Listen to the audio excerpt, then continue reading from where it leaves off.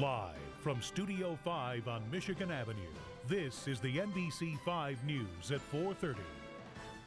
A community suffers a devastating loss again. For the second time, a young man from the same suburban neighborhood is killed in the war in Iraq. A first for Chicago, a groundbreaking for a Walmart store, why a group of protesters thinks it will hurt their community. And treacherous rain out west. We show you the damage and the dangerous conditions caused by the heavy rain out that way. Hello, everyone. I'm Nasita Kwan. And I'm Marion Brooks. We'll get to the top stories in just a moment. First, we're going to Brent Miller live on the plaza with a look at today's weather. Hey, Brent, a little brisk today. A little brisk, temperatures in the 30s, Marion and Nasita. But you know what? Look, we saw a storm system over the weekend that sort of fell apart on us. Didn't really amount to that much. And here's what's coming now. We have some light snow showers to the west that'll be working their way ever so slowly towards Chicago. So you'll see some of those moving in, and really not a lot to those either. 36 current temperature you see in Alsip, and many of our WeatherNet 5 sites you can pick up on our website, NBC5.com. 34 in Algonquin. Complete look at the forecast for the week ahead. That's coming up in the weather segment. For now, outside Studio 5, I'm Brant Miller. Back inside to you, Nasita. Thanks, Brant. Devastating news for a South suburban family also brings heartache to the community for a second time. A Marine from Tinley Park is killed in Iraq, and he is the second Marine from that town to be killed in the war. NBC5's Dick Johnson joins us with the story. Nasita, he is 21-year-old Kevin Clark, among the pride of Andrew High School in Tinley Park, where he was an active athlete, the focus of a loving, patriotic, and proud family. It is the second time in a year the citizens there have had to ponder whether this war is worth it. This time, it is the family in this house who is grieving. Their flag at half-staff, their 21-year-old Kevin suddenly gone forever, even when it seems just yesterday that he was riding this bike around the neighborhood. And even when this town of Tinley Park has already sacrificed for this war, the family in this house lost their 27-year-old Michael. Michael Sutter is already being honored here at the VFW Hall in Tinley Park for his death in Iraq a little over a year ago when he was defusing a bomb. The veterans here took news of another fallen soldier from their town quite hard. I'm a Vietnam vet, and we lost 58,000 in that war. And anytime we lose a veteran, it grabs me to the point, why is it worth it and everything else. I think the war is worth it, But you keep asking those questions every time it happens. Yes, because, a life is a life. It is, of course, even more difficult when it involves the kid next door. When Kevin was a little boy, about 10, 11 years old, when we met him, he used to come over all the time, shovel the snow, help my wife with the groceries when I wasn't around. He's a good young man, real good young man. It's a terrible loss. The same town, same elementary school, same high school, and for this longtime village trustee and retired Army general, the same resolve that this town's boys did not die in vain. It's clearly tragic. How many ways can you say hero? And that's what those folks are. But so are their parents, and so are their loved ones and their wives, almost harder at times than the combatant themselves. The Village Council, the VFW, the American Legion are already making sure Kevin is well remembered. Many of the active members of those groups are Vietnam vets, and they've never forgotten the days when few people wanted to remember them. Dick Johnson, NBC 5 News. Thank you so much for that story, Dick. And in Iraq today, insurgents are stepping up bombings and attacks. In the northern part of the country in Mosul, a senior Iraqi police official was gunned down by insurgents. Also just west of Baghdad in Ramadi, the U.S. Marines are continuing to conduct targeted raids at suspected insurgent safe houses. Now to the western suburbs, where an explosion rocks an industrial park. It happened on Westwood Avenue in Addison this morning. We're told an employee at Brand X-Ray was changing a combustible gas tank when it ignited. That person was burned, though the extent of injuries isn't known yet. The area was evacuated for a short time, but has since been reopened. 2 Chicago police officers are out of the hospital after surviving a shootout on the west side overnight. Police first stopped a van driving without lights near the 1900 block of North Lawndale. That was around midnight. The driver reportedly got out and just started fighting with the police. Witnesses say they heard 30 or 40 shots fired. Officers say some equipment saved their lives. Our offender pulls a semi-automatic pistol at that point, starts firing at the officers. The officers return fire. Had 2 officers that were shot. Neither officer is in serious condition. The suspect was critically wounded. Both officers have been released from the hospital. And another officer is in stable condition tonight. Yesterday, 43-year-old William Martinez was shot by his wife, Valerie, outside of a restaurant in Rogers Park. Valerie, who is also a police officer, then shot and killed herself. Tonight, William Martinez is listed in critical but stable condition, and there's no word yet on exactly what caused Valerie Martinez to begin shooting. Police say charges against a speeding driver are pending tonight after he allegedly caused an accident that left one person dead and 2 others seriously hurt. The 19-year-old driver had allegedly been drinking and was speeding up the 5400 block of North Kedzie when he tried to pass another car, lost control, and slammed into a light pole. His passenger, 21-year-old Oraha Yukama, was killed and 2 other women were hurt, one of them critically. The driver has minor injuries. President Bush is on his fence-mending trip to Europe. In Belgium today, Mr. Bush told our allies that no power on earth will divide the United States and Europe.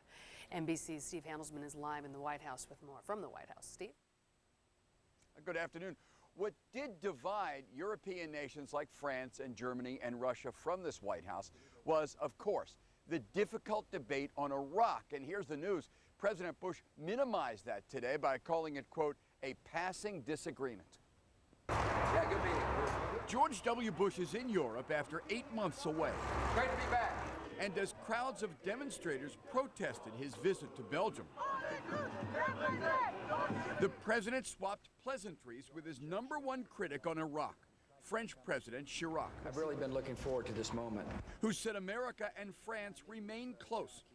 In the Concert Royal Hall of Brussels, Mr. Bush declared that the angry split over Iraq is ended between the U.S. and all its European allies. And no temporary debate, no passing disagreement of governments, no power on earth will ever divide us. With Iraq still a war zone, but building democracy, Mr. Bush demanded that Europe do more and spend more to help in Iraq and in the Holy Land, where today Israel freed prisoners and on Sunday agreed to a complete pullout from Gaza. Our greatest opportunity and immediate goal is peace in the Middle East. Mr. Bush is also demanding unity on Iran and the effort to keep its ayatollahs from building atom bombs. He meets Thursday with Russian President Putin, suspected of helping Iran. And Mr. Bush meets Wednesday with German Chancellor Schroeder. Face-to-face fence mending with the harshest critics of the Iraq War and American leadership. Bush aides admit that one trip can't repair all of the damage, but they say after this week, the president will expect that communication between America and Europe will be cooler. Live at the White House, I'm Steve Handelsman, NBC 5 News. All right. Back to you. Thank you, Steve. Back here in Chicago, a first groundbreaking for a Walmart store. But the arrival of the world's largest retailer prompted protests, and NBC 5's Phil Rogers has more on that. 11:30 this morning, Walmart arrives in Chicago with a bang. But even as the demolition crew began clearing the old Helene Curtis site for what will be the city's first Walmart store, others were making noise of a different kind. No one can survive on $7 to $8 an hour. We're concerned about jobs before the project is completed. Maybe, but the project's backers were well prepared today for exactly those kinds of questions. I've always said having some job beats no jobs. Officially, Walmart already operates about 150 supercenters, discount stores, and Sam's Clubs in Illinois. And since it is Walmart, those jobs are, of course, non-union, as these demonstrators pointed out. But community leaders who turned out today to welcome the store were quick to point out that organized labor has not exactly been beating a path to the West Side's door. Mr. Union, all of the union representatives under the sound of my voice, we've been waiting for you to show up. What about those complaints that Walmart forces good American companies to outsource their materials overseas? It's my Walmart. That ship sailed long ago. The company not only sells foreign-made goods, it operates some 1,500 stores in 9 countries outside the United States. Thus, some might see the conquest of Chicago as a long overdue drop in the bucket for a company Walmart's size. But today they promise to be a good neighbor to all other businesses on the west side. I think what they provide complements us. What we provide complements them. Phil Rogers, NBC 5 News. And Walmart Regional Manager John Bisio said the 300 or so employees the store will hire are expected to be paid $11 an hour. And still ahead on the NBC5 News, rain, mudslides, sinkholes, new weather danger in California. Then a mother and her 7-year-old son are missing, where they were last seen, and a clue that has police worried. New numbers put a gut-wrenching problem into perspective, the growing problem of back-over accidents in driveways across America, what the government is now saying about it in our Target 5 report. Plus, ahead at 5 o'clock, police say they're wanted for crime sprees from Chicago to Milwaukee. Now, 6 men are nabbed after a frightening home invasion. Find out how a snowstorm helped police catch the suspects. California continues to get pounded by heavy rain. The latest damage in the surrounding Los Angeles area includes a giant sinkhole and several more homes destroyed by a deadly mudslide. Besides the path of destruction left behind, several people had to be rescued today after a wall of mud fell on a condominium complex. NBC5's Leanne Gregg reports on the wild weather out west. Record-breaking rain pummeling Southern California has caused flooding, power outages, mudslides, and at least 3 deaths. It's been raining so much, I can't believe it. 3 people had to be rescued after a wall of mud fell on this house east of Los Angeles this morning. The rain also triggered a mudslide that buried a 63-year-old man in his home while he slept. A second death was reported when a boulder crashed through an apartment above this store, killing a 16-year-old girl. And a public works employee fell into a sinkhole that's grown to at least 40 feet deep and 200 feet long. Firefighters recovered his body after delaying efforts because of downed power lines. We're just very sad about this. It's always tough to lose a member of the city family. More homes are falling victim to mudslides and dozens of others are threatened. So far, more than 6.5 inches of rain have fallen since Thursday, and 3 more inches are expected before the stormy weather ends Wednesday. From La Conchita, California, I'm Leanne Gregg, NBC 5 News. And also in La Conchita, where 10 people were killed in mudslides last month, geologists say the soil is still unstable and just a matter of time before there is another one there.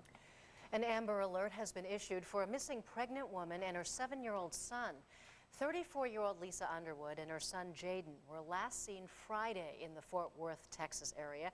Police say they believe the two were abducted from their Fort Worth home. That's where relatives found a large pool of blood on the living room floor. Police say they found the family's SUV in a creek in northern Texas, but no sign of the woman or of her child. In today's Target 5, driving blind. Stunning new numbers on a problem that happens too close to home. Children injured or killed in back-over accidents hit by a car going in reverse. Lisa Parker joins us with much more on this story. Lisa? And in the 15 months or so since we've been following this issue, it's really turned into a national discussion. And then that's a good thing. I mean, that's really the silver lining here. When Target 5 first looked at this issue almost 2 years ago, we were dealing with little-known statistics. People who heard the numbers for the first time simply thought those numbers had to be wrong. On average, 1 child killed every week by a back-over accident in this country. The growing problem is blamed on the growing size of blind spots behind cars. Now a new study shows a startling number connected with driving blind. The real-life accounts are so gut-wrenching. It happened to anyone. I'm anyone, and it happened to me. The loss is so devastating, it is tempting to write them off as freak accidents. I've seen it before on this job, and it just doesn't get much worse than this.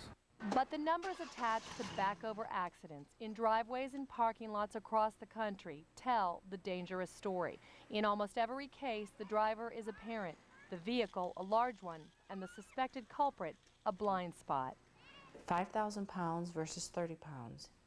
They don't have a chance. A new Centers for Disease Control study shows an estimated 7,400 children ages 1 to 14 were hurt in back-over-related incidents between 2001 and 2003. Half of those injuries, kids ages 1 to 4 years old. And the injured may be the lucky ones. Numbers of fatalities average 1 death per week. The majority of all these incidents close to home. The report shows 40% of those reported occurred in driveways or parking lots. Back up. Now the push is on to make drivers aware of this literally invisible problem. When we tested 4 types of cars for blind spots, the numbers were impressive. 27 feet 4 inches. Look, this is the camera. Drivers can now enlist the aid of gadgets like rear-mounted cameras or backup sensors to alert them if anything is in their blind spot. The CDC study also suggests strategies for parents and caregivers, perhaps none more important than teaching children the crucial lesson that cars can kill. Break down the numbers and you have about 2,500 non-deadly back-over injuries every year. The CDC study also suggests some environmental remedies such as fencing driveways off from the rest of the yard or redesigning driveways to be circular, which would eliminate the need to back out. So far this year, there are now 9 known fatalities caused by back-over accidents, which is a real downer for the people tracking these numbers because the numbers are right on track with 1 a week. But the good news is when we started looking at this, there was no governmental agency involved because most of these incidents happen on private property in driveways. Look who's involved. Right, and that's great because that could lead to car manufacturers, you know, forced or made to, or at least look at putting sensors behind their cars as part of it. They are. You're right. It's a big part of the dialogue now, which is good. Yeah. Good stuff. Thank you, Lisa. You're welcome. Nacita's got help. And now to Health Watch. Could migraine headaches be linked to heart disease and strokes? Researchers in Holland say many migraine sufferers have higher than normal risk factors for cardiovascular disease and for stroke. And people with migraines appear twice as likely to have had parents with heart attacks. Doctors don't know why there's a connection, but they say it's strongest among migraine patients who have a slight hallucination called an aura before the headache. The study is in the Journal of the American Academy of Neurology. And speaking of risks, men may be able to lower the risk of getting Parkinson's disease with exercise. Harvard researchers found men who exercise the most are 50% less likely to get the debilitating nerve disorder than men who are couch potatoes. But for some unknown reason, exercise does not appear to lower the risk of Parkinson's disease in women. The study is in tomorrow's Journal of Neurology. And finally, surgeons at the Mayo Clinic say gastric bypass operations aren't just for young and middle-aged adults. The doctors say obese patients over 60 who have the operation lose about the same amount of weight as patients younger than 60. And both groups of patients also lowered their risks for obesity-related diseases like hypertension and diabetes. That study is in this week's Archives of Surgery. And today's Health Watch information is, of course, also available on our website at NBC5.com. And now let's go back to Marion. All right, thank you, Nacita. It is a winter wonderland with a bright splash of color in New York City. This is Central Park, all covered in snow, the perfect white backdrop for the 7,500 Orange Gates, the art exhibit that snakes through the huge park. The New York City area is expected to get as much, I should say, as 8 inches of snow just today. And apparently a lot of people they're expecting to come to New York just to see that exhibit. I know. I had a couple friends who went and said it was amazing. You really do have to see it in person. Yet another thing to put in the list. I know. But soon. Very soon. It's not lasting past the winter. I know. Yep, that's the truth. Brant Miller?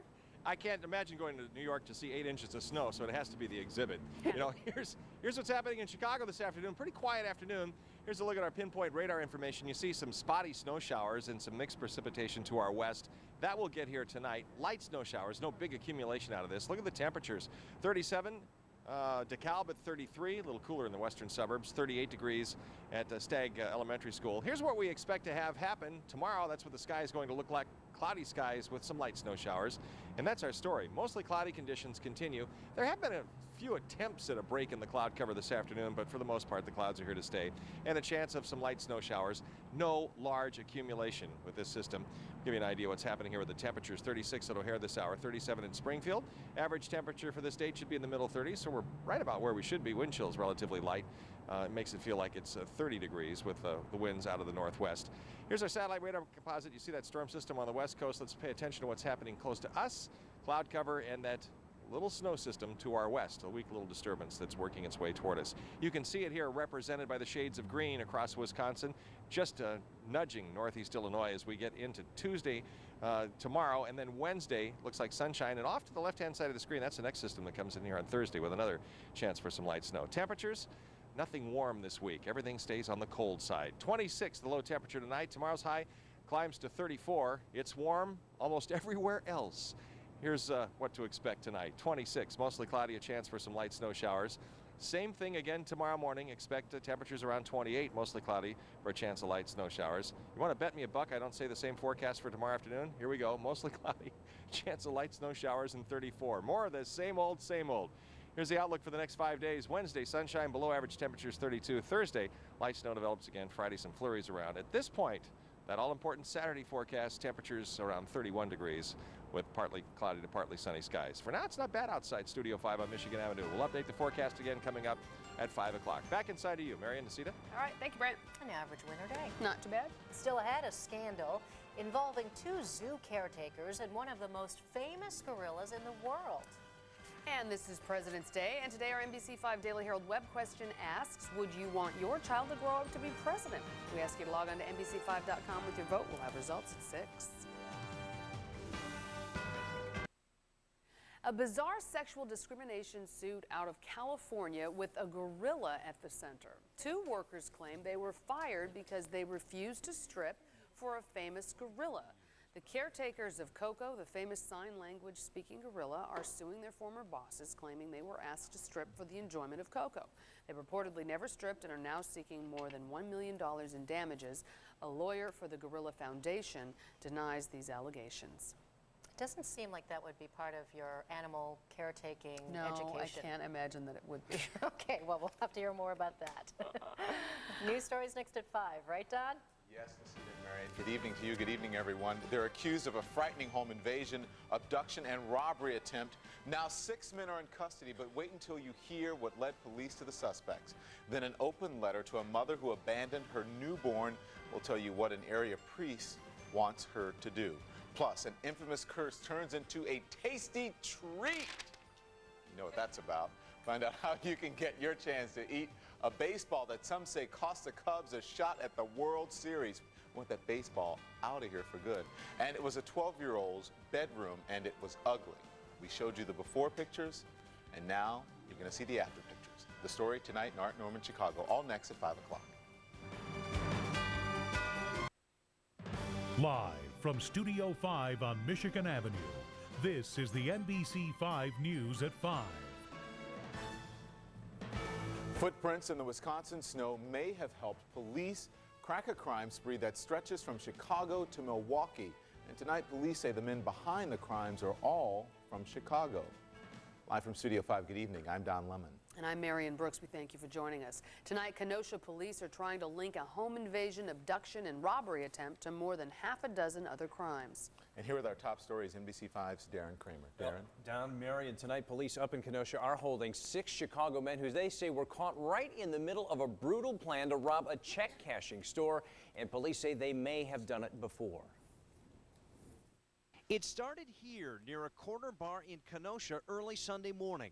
A police officer spotted someone hiding in the bushes here. Police say he was a lookout for a home invasion underway 2 doors down. The officer got suspicious when he looked down. Police say the key to solving this case was the freshly fallen snow. They could see several sets of footprints running up to the back door that had been kicked in. When police went in, they found 8 people being held hostage, 2 adults, 3 teens, and 3 small children, some of them duct taped at the hands and feet. These gentlemen kicked in the back door. Everyone in the home was sleeping. They went to the bedroom where the 2 adults were sleeping and at gunpoint directed them what they wanted to do and began to bind people with the duct tape. The woman who lives here manages a check cashing place about 2 miles away. Police say the suspects said they would hurt her family if she didn't help them get money. What they had planned on doing was taking her to that place of business, having her open the business, default the alarm, gain access to the safe, and removing monies from the safe that are inside.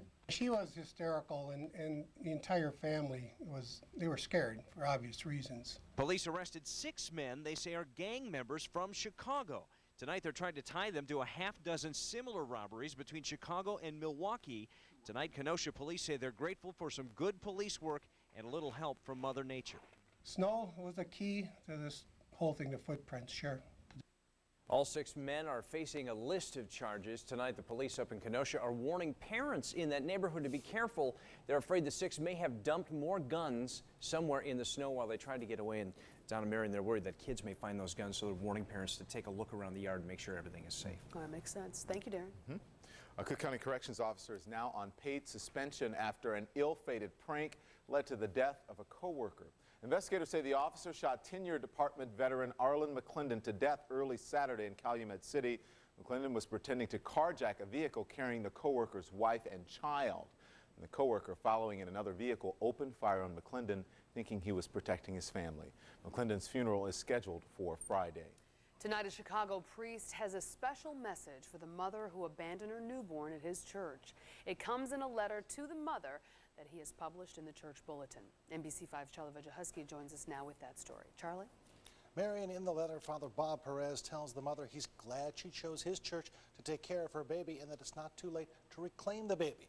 He also tells her he wishes that everything could be all right. More than most priests, Father Perez says he knows what he's talking about. That's because 25 years ago, he was a caseworker for the Department of Children and Family Services.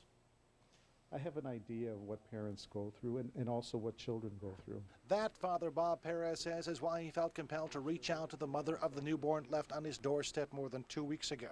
He's written an open letter in the church bulletin, both in English and in Spanish, in hopes the young woman might see it.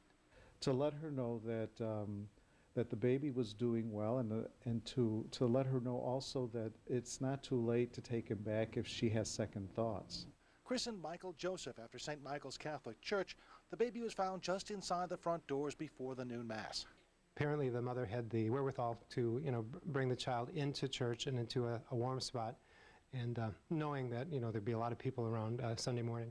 The boy was taken to Advocate Trinity Hospital, where doctors say he's doing well. The baby was pink and crying and had a good heart rate.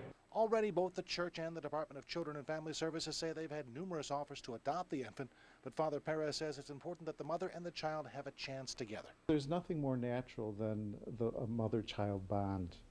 And I think that Michael Joseph has a right to be with his mother, with his family, if that's at all possible. If not, he says he's willing to find whatever help the woman needs. The pastor here says he would like to see state laws changed to include places of worship like this one as acceptable places to drop off a newborn child.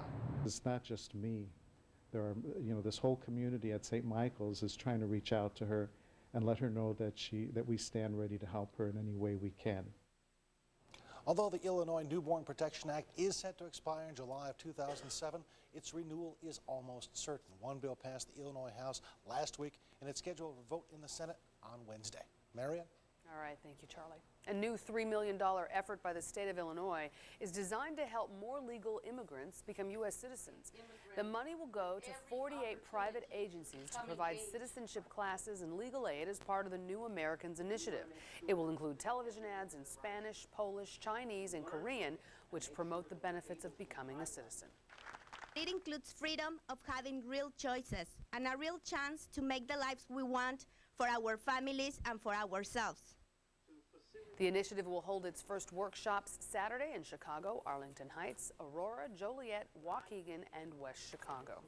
Chicago's James R. Thompson Center is home to a week-long display of Illinois state flags flown by soldiers on duty in the world's hotspots.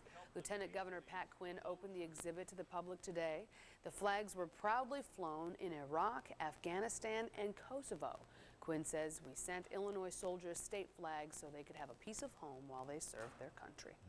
Well, you know there's nothing a diehard fan will do for their team, especially Cubs fans. Today, some fans are proving it by eating what's left of the Bartman baseball, an infamous Cubs foul ball, which some say cost the team a chance at the World Series, is now living on in fans' bellies. Here's NBC5's Zoraida Samblin. Remember this fateful moment? How did the ball go from there to inside this pot? Mix it in spaghetti sauce so that Cub fans could participate, eat it, and within a day or two the curse is supposed to be eliminated. That's right. Early this morning at Harry Carey's restaurant, pulverized remains of the Bartman ball were mixed into spaghetti sauce and served to the public. And everyone that eats it really likes it, and I have tried it, and it's darn good. So they had the Bartman ball and the spaghetti sauce, and I couldn't say no. I don't know if they got rid of the curse, but they really enhanced the food. It's got a great taste to it. Plenty of thought was given to this plate of spaghetti. They consulted a nutritionist, a microbiologist, a chemist, and even a DNA expert. We know that the curse is in the sauce. We know that the sauce is going to get processed by the Cub spirit, and that that's it. The curse will be lifted. But not everyone agrees. Like we're crucifying this guy for what he did. I don't think that, I think we're kind of carrying it a little bit too far. I'm sure it's not going to work. The jinx is still going to be, I'm a big Sox fan, so. Oh, no. There's only one way to find out. 42 days to the Cubs opener. Zoraida Sambalin, NBC 5 News. Thank you very much, Zoraida. For the next 4 days, all proceeds from the sale of the spaghetti will benefit the Juvenile Diabetes Foundation in honor of Ron Santo. That's a nice cause. Don't know if I'd want to be, bald and some spaghetti sauce. I'm glad it tasted good, though, Yeah. Okay. Anyway, a fire destroys a pre-Civil War mansion, but was it set deliberately? Find out why investigators can't solve the mystery just yet. Then a 12-year-old had everything going for him. At school, he produced A's, but at home, his room was just ugly. Now, after 3 months, his room has been turned into a winner. We'll show you how in Art Norman, Chicago, coming up a little bit later. Plus, find out how 2 couples have gotten their money's worth from a Hallmark card. And I'm Brant Miller outside Studio 5. It's comfortable this afternoon. Temperatures in the middle 30s. Got some light snow on the way. You can see it here at our pinpoint radar information out across Iowa. Will it amount to much? We'll answer that and give you an idea what the temperature is going to be tonight and tomorrow. Right now, we're in the mid to upper 30s across Chicagoland. The complete forecast in the weather segment. That's lying straight ahead here on NBC 5. Investigators have not been able to get inside the ruins of a suspicious fire in suburban Lamont. This was a scene Saturday morning. A fire destroyed the historic pre-Civil War house at the center of a development debate. Neighbors wanted it declared a landmark because it once served as a stop on the Underground Railroad, but a developer wanted to build 250 homes at this site. So far, damage has kept investigators out of the building. An architect who had a big influence on Chicago's skyline has now died. John Turley passed away over the weekend from complications from Parkinson's disease. Turley helped design the Sears Tower as well as the John Hancock Center. He moved to Chicago in the 1950s to study architecture and eventually became a partner of the firm Skidmore, Owings & Merrill. John Turley was 79 years old. And some Chicagoans spent this President's Day remembering our nation's history. The Chicago Historical Society put on an interactive exhibit this afternoon. Actors dressed up like Abraham Lincoln and Mary Todd Lincoln and gave a history lesson. 40 other presidents and their wives were also represented. That makes more sense. So, would you want your child to grow up to be president? Log on to NBC5.com with your vote, and we'll have results for you tonight at 6 o'clock. I'm not sure about that one. That's a toughie. It's a lot of work. I think I would support my child in anything he or she wanted to do, but I wouldn't encourage him to be president. Let's see what you think.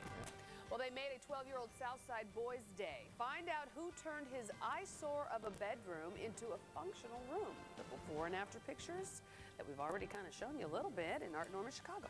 Then all these people stood in lines for hours. We'll tell you what drew this huge crowd.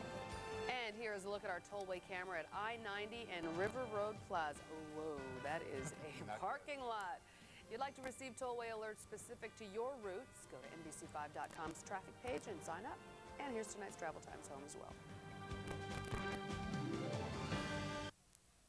Well, several months ago, Art Norman introduced you to a 12-year-old Southside boy who won a big contest. His name is Gregory Sampson, and he won the Ugly Room Makeover contest at the Polish Expo. And tonight, after 3 months' labor by local Polish contractors, the results are in. Let's hope they're good. Yeah, and Art Norman has the young man's story. You know, it's fantastic, as a matter of fact, Marion and Don. You're not going to believe these before and after pictures, and it all started with a dare. The sister of the 12-year-old Chicago boy took a photo of her brother's ugly room, not filthy, but ugly. and she entered it in a contest at the Polish Expo. Well, out of hundreds who entered, the Southside boy won it all, and the rest is history. Mom, look in my room. This is 12-year-old honor student Gregory Sampson showing off his new digs to his mom and sister. The family has not seen their attic room in the past 3 months here on South Green because it was locked off until the work was through. What's new? Closet space has been expanded. The walls are new, the floors, the bed, the study area. Electrical and cable outlets are now installed, and there's even baseboard heating. All of this was installed by some of the more than 7,000 members of the Polish Contractors Association. We were ready to make room remodeling, but actually we make brand new roof sheeting, brand new roof for entire house. Wow. So, start from room remodeling. Officials at Lowe's Building and Supply, along with Polish contractors, scanned hundreds of ugly room photos, and they were looking for a way to show off Polish pride by taking on a real challenge. And this photo became the winner. It was emailed in by Gregory's sister. Oh, we're going to have a little problem with height of your ceiling. He's the best child I got. A little boy. And he do everything for me. And he take care of me. Today, Gregory and his sister are now studying in a room that is conducive for learning. I got a desk. Don't got to sit on the bed and do my homework. Does it make it easy to study now? Yes. We try to calculate the entire cost, and it's about around $40,000. Wow. So, you know, it comes out a lot higher than we expect, but that was gift from our hearts. And you can't beat a gift from someone's heart.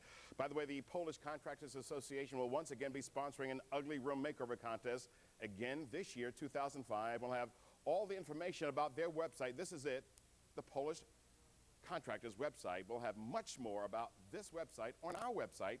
We'll give you a hyperlink if you come to us first. We are at www.nbc5.com. That is fantastic. You know, all that goodness is going to come back on them. Absolutely, That's what it's all about. Great People helping people. There you go. Great Thank story. you, Thank you, Art. Art.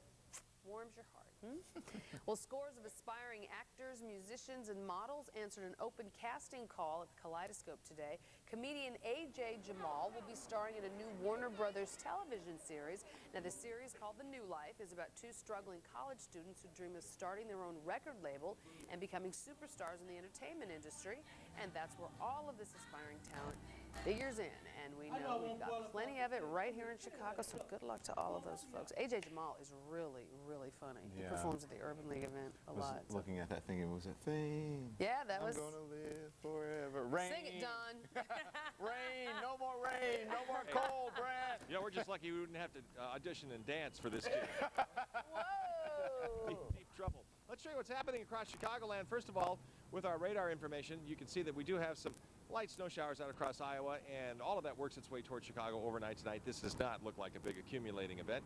Let's give you an idea what the temperatures are like at several of our WeatherNet 5 sites. It's 33 degrees in Lincoln Park at the Notabart Nature Museum, 35 in Morton Grove. At Gulf Middle School and in Flossmoor, it's 38. What do we expect the sky to look like tomorrow? Well, mostly cloudy skies are still with us, and you'll see some light snow showers moving across Chicagoland, and that is our story. Tonight and into tomorrow, mostly cloudy conditions and a chance for some light snow showers. And again, that does not look like it's a major accumulating event, and that'll begin tonight and continue from time to time tomorrow. And then we'll get some sunshine by the time we get to the mid part of the week. As far as the temperatures, current reading at O'Hare is 36, 37 in Springfield. The wind chill values with northwest winds around 5 to 10 miles per hour make it feel like it is 30 degrees tonight. No terribly cold temperatures, nothing comfortably warm. Here's the big storm system on the west coast that hammers California. Let's slide back toward the Midwest, and you can see the weak little system that's out to the west that will move through here tonight and into tomorrow with some light snow showers for Chicago. Computer model Stormcast gives you an idea, shows you that little system sliding through tonight and tomorrow, and then a little break. Wind up with sunshine on Wednesday. Cold temperatures, though, only lower 30s, and off to the left-hand side of the screen, that's that next system that slides in here on Thursday, and that'll give us a chance for some light snow showers. Temperatures, you see the green, that's the comfortable stuff well south of Chicago, so we stay on the colder than the average side. 26 the low tonight, tomorrow 34. And here's the forecast from NBC5. Look for temperatures tonight to drop to the middle 20s, mostly cloudy, a chance for some light snow. Same sort of thing tomorrow morning. Look for mid to upper 20s, mostly cloudy, a chance of light snow. Sunrise at 6:37. And then for tomorrow afternoon, look for temperatures around 34, mostly cloudy, a chance of light snow showers. Sunset at 5:34. And the outlook for the next several days: Wednesday, sunshine, 32. We should be in the middle 30s. Thursday, some light snow around. Flurries lingering on Friday. At this point, and the focus is always on Saturday. On Monday afternoon, looks like low 30s. At least the first part of the weekend looks dry at this point. So still in the icy grip of February. Live from outside Studio 5, I'm Brant Miller. Back inside to you, Don. Marion? Hey, Brant, did you upset somebody at the fire department or something? Because every single day you go out there, there's a fire engine. Our public servants at work. Sirens. They're hard at work. That's what it is. The weather's not cooperating in Arizona, but I'm not going to feel sorry for Ryan Baker because it's warm there, right? That's right. He'll be next in sports.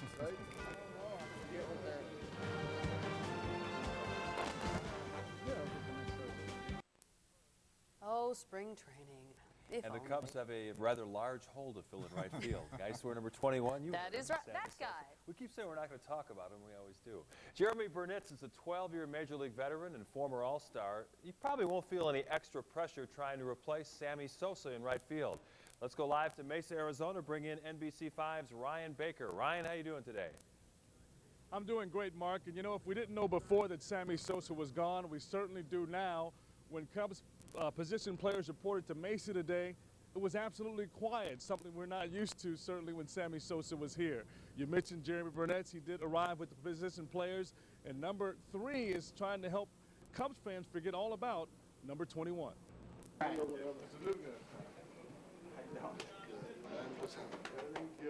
to have you. Good to be here. He didn't make a Sammy Sosa-style grand entrance, but Jeremy Burnitz did make a splash upon his arrival to Cubs camp. I like that one. Kind of looks like Sammy, too. Yeah, right, Todd Walker. Sosa's replacement in right field isn't worried about following an icon. The free-spirited Burnitz just wants to help the ball club win. I obviously know the history and know all about Sammy, and he performed, you know, he was unbelievable here, right? So all I look at it is that I'm the replacement, and hopefully the team excels. So I've hit plenty of home runs, not as many as Sammy, and never will, but have achieved some of that stuff. But I'm not really too worried about that or any comparisons. I put plenty of pressure on myself. The best way to fit in is to play well on a good team, you know. Now, Jeremy Burnitz hit more home runs than Sammy Sosa did last year. He had 37 to Sammy's 35. But, Mark, he struck out almost as many times as Sammy did, 124 Ks from the left side of the plate. We'll see if he can cut down on those for the Cubs this season. We'll have more coming up at 6 o'clock, including with Nomar Garcia Power. Live from Hohokam Park in Mesa, Ryan Baker, NBC5 Sports. No pressure replacing Sammy Sosa. Now he's wearing Babe Ruth's number 3. I guess he's going to have to be a slugger out there. Ryan, we'll see you at 6. Yeah. Thanks a lot. The White Sox new second baseman reporting with the rest of the position players in Tucson. Tadahito Iguchi sharing his thoughts with a rather sizable Japanese media contingent. Iguchi doesn't speak much English, which means he'll probably spend a lot of time with his teammate, Shingo Takatsu. Having Shingo here is like having Duque to Contreras, for Contreras. I think they help each other, and they know each other for a long time, and hopefully that help our team to get better. 12 straight weeks now for the Fighting Illini as the #1 team in the country, a perfect 27-0. D. Brown, the Big Ten's Player of the Week. The junior guard from Proviso East, very excited about the prospect of wrapping up the Big Ten title with 2 more wins. Look past all the 27-0, undefeated, all that. You know what I mean? We do happen, anything happens during the season when you don't go undefeated, we still can say we won a Big Ten championship outright. I had a great, just continue to try to have a great year and accomplish all our goals. Illinois hosts Northwestern on Wednesday. Then they get the weekend off. Bruce Weber's going to give them some time to themselves. They kind of need it. The pressure's building. I'm sure it is. They've been doing a great job. All right, thanks, Ski. Thanks. We have some breaking news to report right now. We want to go to Mike Lorber in Sky 5 in Elburn over a truck versus car accident there. Mike? One person has been injured in this accident involving a truck that jackknifed, and that car you see completely lost control, went up on the sidewalk almost into the front door of the Napa Auto Parts. Again, one person injured, no serious injuries here. Right now they are clearing traffic up that is temporarily shut down on northbound Route 47, a 1-block reroute around the area. We're live over Elburn. I'm Mike Lorber in Sky 5. Thank you, Mike. Thank you, sir. They care to send the very best again and again and again and again. And we'll explain. And again.